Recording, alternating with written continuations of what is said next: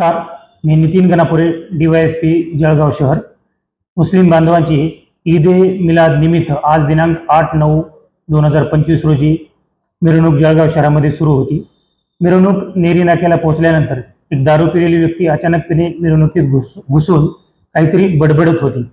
पोलिसांनी तात्काळ त्या दारू पिलेल्या व्यक्तीला ताब्यात घेतलेले आहे। त्याचबरोबर मुस्लिम बांधवांना समजावून सांगून मिरवणूक पुढे शांततेने मार्गस्थ करण्यात आली। परंतु समाज माध्यमावर काही अशा अफवा पसरवत आहेत की सदर मिरवणुकीमध्ये दगडफेक झालेली आहे, दुकान फुटलेलं आहे।